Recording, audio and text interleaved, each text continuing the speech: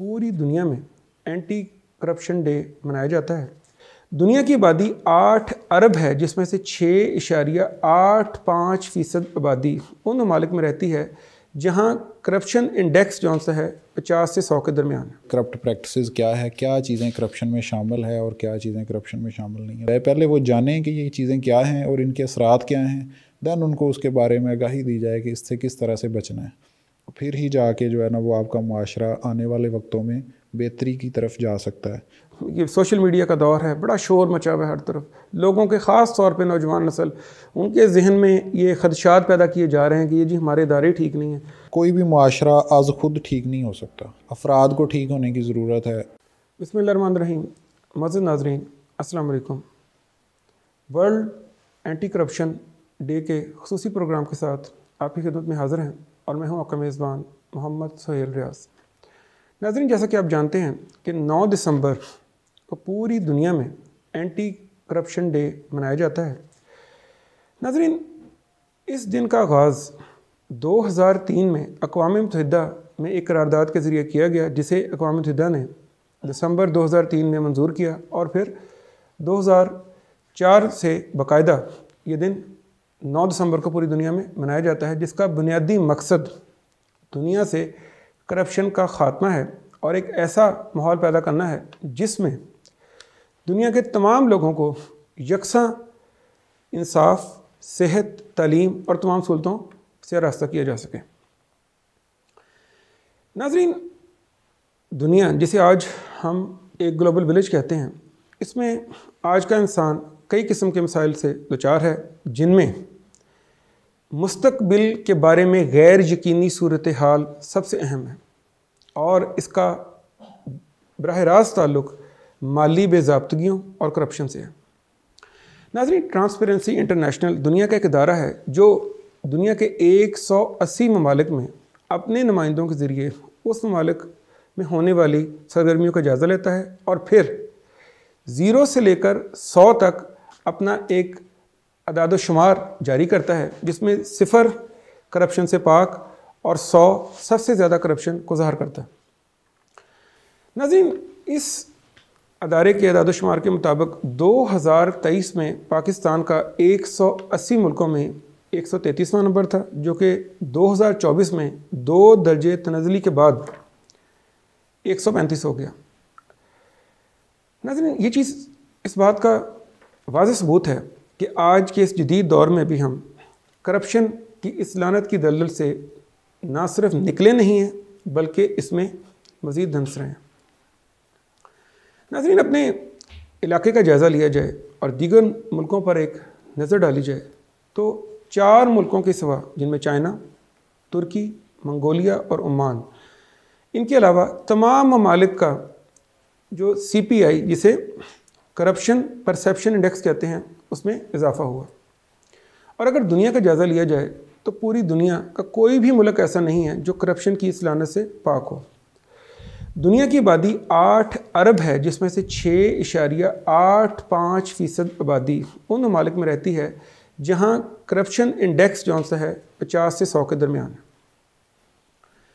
नाज़रीन, पूरी दुनिया करप्शन की इस लानत से निकलने की कोशिश तो कर रही है और आज इस जदीद टेक्नोलॉजी के दौर में भी किसी हद तक कामयाबी भी हुई है, लेकिन अभी बहुत काम बाकी है। नाज़रीन, ट्रांसपेरेंसी इंटरनेशनल के चेयरमैन, उनका कहना है करप्शन वाहद वजह है जो कि बुनियादी इंसानी हकूक़ की फ़राहमी, इंसाफ और किसी भी किस्म की तरक्की में सबसे बड़ी रुकावट है। पाकिस्तान की बात की जाए तो चंद शरपसंद अनासर आज हमारे उन बहुत ही मोतबर और मुक़द्दस तरीन इदारों जैसे अदलिया, फ़ौज और पुलिस, इनके ख़िलाफ़ करप्शन के सवालात उठा रहे हैं, कतई नज़र इस बात के कि इनमें सदाकत है या नहीं, लेकिन हमारा नौजवान तबका और आम आदमी इससे बहुत मुतासर हो रहा है और उसके दिमाग में कई किस्म के खदशात जन्म ले रहे हैं। नाज़रीन, हमारा आज का प्रोग्राम इसी करप्शन और इसके हल के बारे में है कि हम कैसे अपने मुल्क में इस करप्शन की लानत को ख़त्म कर सकते हैं। हमारी खुशकिस्मती है कि हमारे साथ मौजूद हैं डॉक्टर ज़ुबैर अमजद साहब, जो कि डिप्टी डायरेक्टर हैं anti corruption and anti narcotics informer agency के और रीजनल हेड हैं सेव जनरेशन प्रोग्राम के। प्रोग्राम का आगाज़ करते हैं। अस्सलाम वालेकुम डॉक्टर साहब। वालेकुम अस्सलाम। सबसे पहले तो ज़ुबैर साहब मैं आपका बहुत शुक्रगुजार हूँ कि आपने अपने इंतहाई मसरूफियत में से हमारे लिए वक्त निकाला और हमारी रहनुमाई के लिए यहाँ तशरीफ़ लाए। डॉक्टर साहब, ये बात आपके नोटिस में हमारे से बेहतर होगी कि एक शोर बरपा है हर तरफ कि करप्शन करप्शन करप्शन। किस चीज़ को आप करप्शन कहते हैं? करप्शन के ज़ुमरे में आता क्या कुछ है?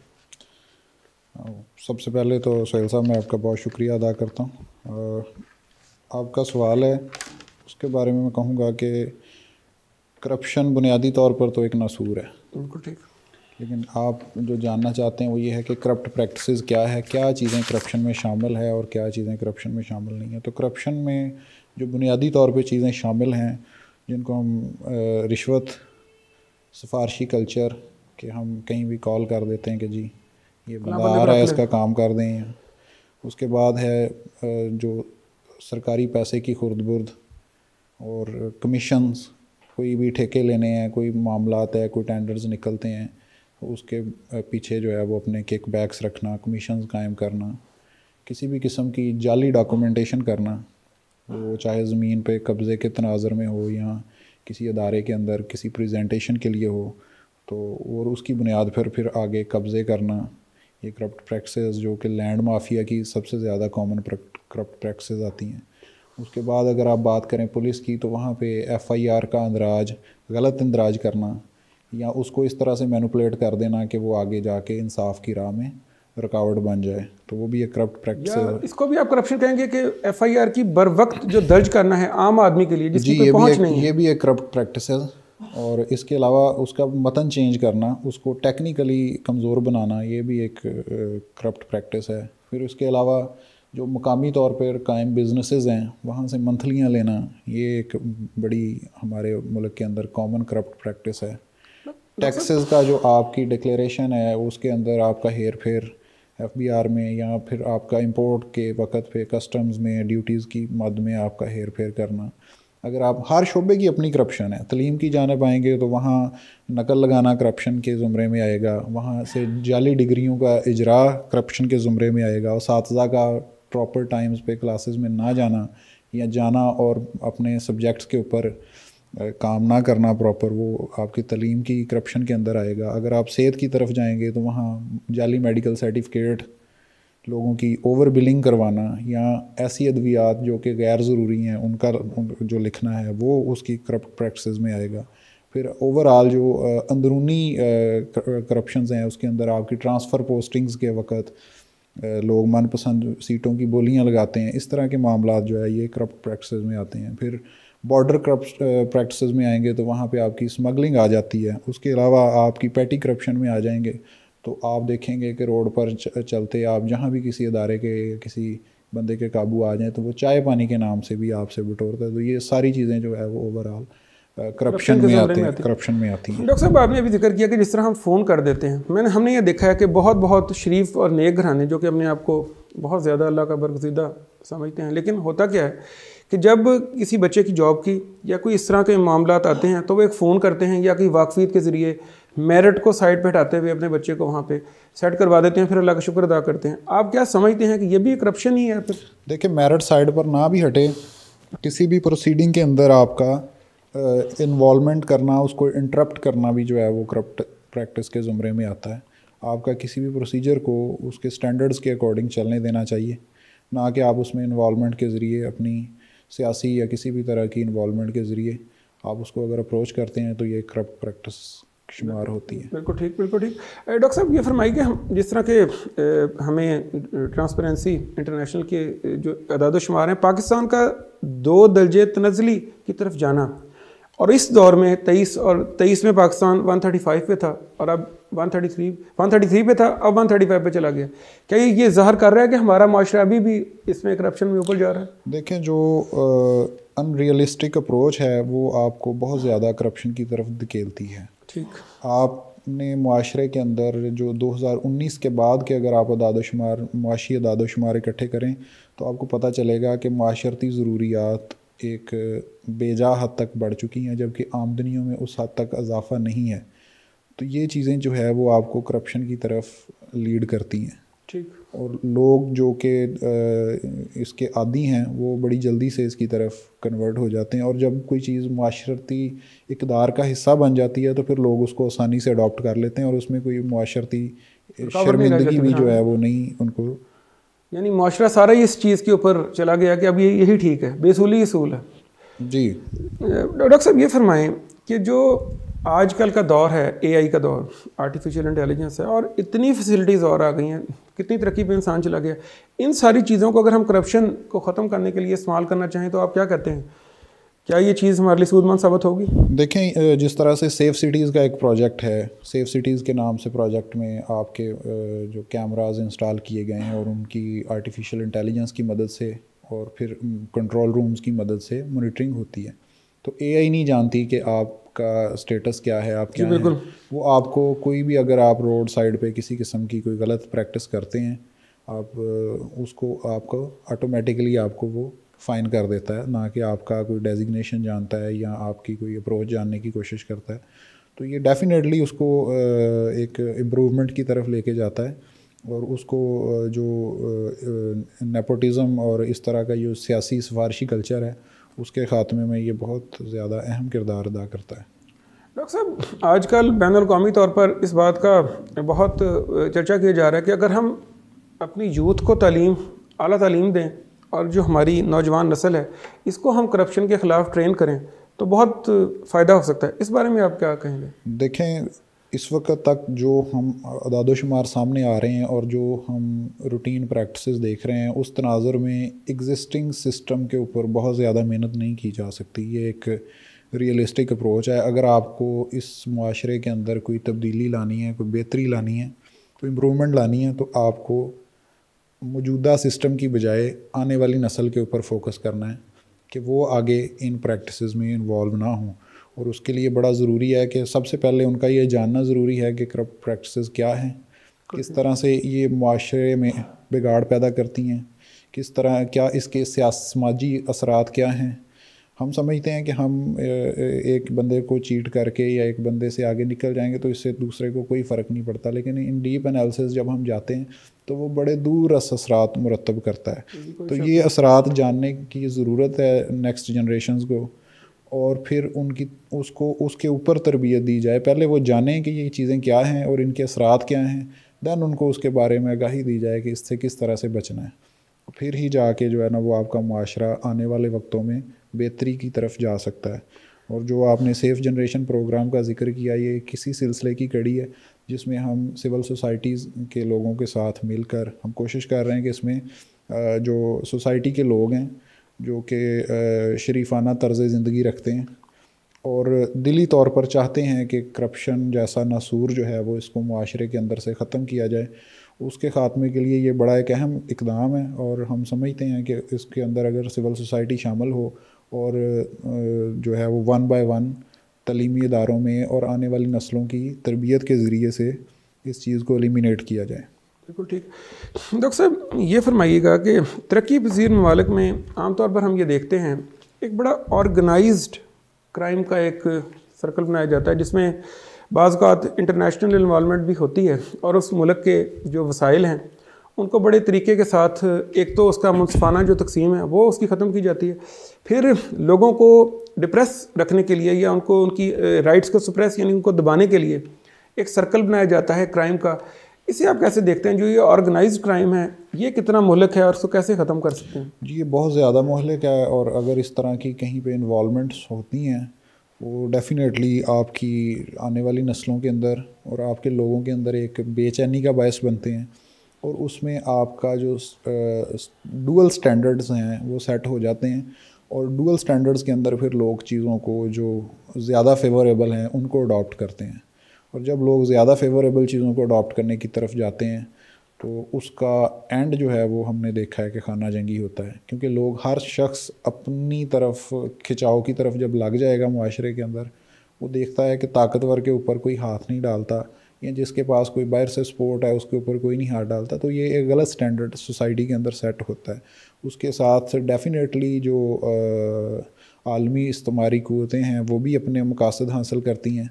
दुनिया जब किसी मुल्क को डिस्टेबलाइज़ करना चाहती है तो वो सबसे जो अहम हथियार उसका है कि वो आपकी नस्लों के अंदर, आपकी आने वाली जनरेशन के अंदर जो है वो एक बेचैनी का एलिमेंट पैदा करती है। डॉक्टर साहब, आजकल जैसा कि हम सब जानते हैं कि क्लाइमेट चेंज पिछले कुछ सालों से देखी जा रही है, लेकिन पूरी दुनिया में इसका असर हुआ है। लेकिन कुछ मुल्क हैं वो बहुत बुरी तरह इसकी ज़द में है। पाकिस्तान सरफहरिस्त है। इस साल भी हमने देखा कि पिछले साल की निस्बत पहले तो सिर्फ बात चंद इलाकों तक रहती थी, अब तो शहरों के शहर जो थे वो उनको पानी ने मिटा दिया। लेकिन एक शोर सुनने में नज़र आ रहा है कि ये करप्शन की वजह से पाकिस्तान आज ये जो है क्लाइमेटिक चेंज, इसमें हम इतना नुकसान करवा रहे हैं। अगर करप्शन ना होती तो हम बर वक्त इसका अजाला कर सकते थे। आप समझते हैं कि इसका कसूरवार भी करप्शन को देना चाहिए? कुदरती आफात का रास्ता नहीं रोका जा सकता, ये बात एक तयशुदा हकीकत है, लेकिन बर वक्त इकदामात से आप उसको बेहतर मैनेज कर सकते हैं। इंसान के बस में यही है। और आपकी जो करप्शन है, करप्ट प्रैक्टिसेस हैं, वो आपको उस जानब जाने नहीं देती। आप सिर्फ उन चीज़ों की तरफ फोकस्ड रहते हैं जिनके पस पर्दा आपके मफादात शामिल होते हैं। जिन चीज़ों को लेकर आपके मफादात शामिल नहीं होते उनकी तरफ फिर तवज्जो कम दी जाती है। और फिर वो एट वंस जब आपके सर पे कोई भी चीज़ आती है, कोई वबा या कोई वबा आती है, तो आपका हेल्थ सिस्टम चौक हो जाता है। इसी तरह अगर कोई इस तरह फ्लडिंग होती है या कोई और मामलात होते हैं तो वो आपका जो ग्राउंड सिस्टम है, दरियाओं का सिस्टम है, इस तरह का मैनेजमेंट का जो सिस्टम है वो आपका मुतासर होता है। और डेफिनेटली उसके पस पर्दा कहीं पर हमारी करप्ट प्रैक्टिसेस का भी जो अमल दरामद है। बिल्कुल ठीक। डॉक्टर साहब, ये फरमाएं कि हमारे जो अदारे हैं, ज़ाहिर बात है किसी भी मुल्क की बैकबोन या उसकी रीढ़ की हड्डी की हैसियत उस मुल्क की अदलिया, फ़ौज और पुलिस है। इन अदारों का मकसद ही अवामी फलाह महबूद है, उनकी हिफाजत, उनका ख्याल रखना है। लेकिन हम अपने मुल्क में देख रहे हैं, ये सोशल मीडिया का दौर है, बड़ा शोर मचा हुआ है हर तरफ। लोगों के ख़ास तौर पे नौजवान नस्ल, उनके जहन में ये खदशात पैदा किए जा रहे हैं कि ये जी हमारे इदारे ठीक नहीं हैं। तो ये सारा कुछ आप इसको कैसे देख रहे हैं? क्या ये हमारे लिए नुकसानदेह नहीं? देखिए, दो चीज़ें हैं। डेफिनेटली सियासी जो हमारी बैरक्स हैं उनके अंदर भी करप्ट प्रैक्टिसेस मौजूद हैं। ब्यूरोक्रेसी और अदारों के दूसरे अदारों के अंदर भी ये चीज़ें मौजूद हैं, इसका इनकार नहीं है। लेकिन जो एक मुहिम साजी की जा रही है उसका एक ख़ास मकसद है, जैसा कि मैंने बताया कि वो आपकी नौजवान नस्ल जो है उसके अंदर बेचैनी पैदा करना, एक ये ख़ास मकसद के तहत सारी चीज़ें की जा रही हैं।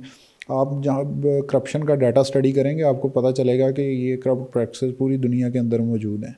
इसमें कोई ऐसा नहीं है कि ये अकेले पाकिस्तान के अंदर है, लेकिन ये डेफिनेटली किसी चीज़ का जवाज़ नहीं है। हमें अपने आप को इम्प्रूव करना है। लेकिन जो चीज़ है कि सियासी मकासद को हासिल करने के लिए, मुल्क को डिस्टेबलाइज़ करने के लिए हमने बहुत ज़्यादा डिस्टेबिलिटी फेस की है सिंस 1971 टू 2023। हम बहुत ज़्यादा डिस्टेबलाइज़ हमें करने की कोशिश बार बार होती रही है। लेकिन हम हमेशा अल्हम्दुलिल्लाह हमने इन चीज़ों को संभाला है। अब आने वाला वक्त जो है वो हमारी नई नस्लों का है, उसको हमने बेचैनी से बचाना है। तो फिर ही हम इस चीज़ को, अपने आप को ओवरकम कर सकते हैं। इन चीज़ों से हम अपने आप को बाहर निकाल सकते हैं। तो अदारों का जहाँ तक ताल्लुक़ है, अदारे अपनी इम्प्रूवमेंट्स के लिए काम करते रहते हैं। डेफिनेटली देखें, अगर लोग करप्ट हैं अदारों के अंदर तो वो सोसाइटी का हिस्सा है ना, बुनियादी तौर पे वो हम में से ही हैं। हम में से ही किसी का भाई है, किसी का बाप है, किसी का बेटा है, वो हम लोग हैं। तो ये बेसिकली हमारे मुआशरे का ही एक चेहरा है। अगर करप्ट प्रैक्टिसेस या इस तरह की कुछ चीज़ें पाई जाती हैं तो ये चीज़ कंसिडर करें कि ये हमारे मुआशरे का चेहरा है और हमें अपना चेहरा बेहतर करना है, ना कि हमें अपने चेहरे पे थप्पड़ मारने हैं। बिल्कुल, यानी हमें अपनी इमेज को ही बेहतर करना है। और डॉक्टर साहब, आप जिस तरह के हमने इंट्रो में भी बताया कि आप एंटी करप्शन और एंटी नारकोटिक्स के डिप्टी डायरेक्टर हैं और सेफ जनरेशन प्रोग्राम के भी आप रीजनल हेड हैं। आप इस मौके पर, इस दिन के हवाले से हमारे आम लोगों और ख़ास तौर पर नौजवान नस्ल को क्या पैगाम देना चाहेंगे? देखें, कोई भी मुआशरा आज खुद ठीक नहीं हो सकता। बिल्कुल ठीक। अफराद को ठीक होने की ज़रूरत है। और मैं इसके अंदर दोबारा से दावत दूंगा आपकी आने वाली नस्ल को और आपके मुअज़्ज़िज़ीन को कि अपने मुआशरे में बेहतरी के लिए अपना किरदार अदा करें। दूसरों की तरफ ना देखें कि कोई दूसरा आके इसको ठीक करे। आपने, मैंने और हमारे लोगों ने मिलकर इन चीज़ों को ठीक करना है, ना कि कोई बाहर से आके हमारे मामला ठीक करेगा। बिल्कुल ठीक, बिल्कुल ठीक। डॉक्टर साहब आपका बहुत शुक्रिया, आपने हमारे लिए वक्त निकाला और हमारी रहनुमाई की, हम आपके बहुत शुक्रगुजार हैं। इसके साथ ही नाज़रीन, हमारे आज के प्रोग्राम का वक्त अब ख़त्म होता है। डॉक्टर ज़ुबैर साहब ने बहुत अच्छे तरीके से हमारे वो तमाम मसाइल जो कि करप्शन के ज़मरे में आते हैं उस पर रोशनी डाली है और हमें समझाने की कोशिश की है कि जो असल बात वो क्या है और हमारी ज़िम्मेदारी क्या है। मुझे कुरान मजीद की आयत याद आ रही है डॉक्टर साहब की बात से ही कि अल्लाह ताला ने आज तक उस कौम की हालत नहीं बदली जिसने अपनी हालत बदलने की खुद कोशिश नहीं की। यानी अगर हम करप्शन को ठीक करना चाहते हैं तो दूसरों पर उंगलियां उठाने से करप्शन ठीक नहीं होगी, करप्शन अपने आप को ठीक करने से ठीक होगी। आखिर हम ही इस माशरे का हिस्सा हैं। नाज़रीन, मैं प्रोग्राम के आखिर में एक ऐसे कंपटीशन का हवाला देना चाहूँगा जो कि नौजवान नस्ल के दरमियान करवाया गया पूरी दुनिया में, जिसमें 1300 नौजवानों ने जो ऐसे लिखे करप्शन के ऊपर। उसका खुलासा ये है कि आज की नौजवान नस्ल ये समझती है कि इस करप्शन में, जो कि पूरी दुनिया का एक मसला है, सबसे ज़्यादा शिकार इसका नौजवान नस्ल है। तालीम का गिरता हुआ मेयार, सेहत की सहूलतों का फुकदान और बुनियादी जो इंसान के हकूक़ हैं उनकी पामाली का सबसे ज़्यादा शिकार 2 अरब वो नौजवान नस्ल हैं जो कि दुनिया का 25% हिस्सा बनते हैं। नाज़रीन, इसके साथ साथ मुझे विंस्टन चर्चिल के वो तारीख़ी अल्फाज भी याद आ रहे हैं जब दूसरी जंग अज़ीम के दौरान उसको बताया गया कि इंग्लैंड डूब रहा है और इंग्लैंड सफ़ा हस्ती से मिट जाएगा, तो उसने सिर्फ एक सवाल किया था। वो सवाल ये था कि क्या अदालतें इंसाफ कर रही हैं? तो उसका जवाब दिया गया जी। तो उसने कहा अगर अदालतें इंसाफ कर रही हैं तो इंग्लैंड को कुछ नहीं होगा। और मैं अपने आज के प्रोग्राम का अख्ताम नबी करीम सल्लल्लाहु अलैहि वसल्लम की उस इरशाद से करूँगा जिसमें उन्होंने कहा था कि साबका उम्मतों पर अजाब इसलिए आए थे कि वो गरीबों को पकड़कर सजा देते थे और उनके अमीर लोग बचकर निकल जाते थे। अपने अज़ीज़-ओ-क़ारब, अपने दोस्तों, सबका ख्याल रखिएगा। आइंदा किसी नए मौजू के साथ फिर हाज़िर होंगे। तब तक के लिए इजाज़त। अल्लाह हाफ़िज़।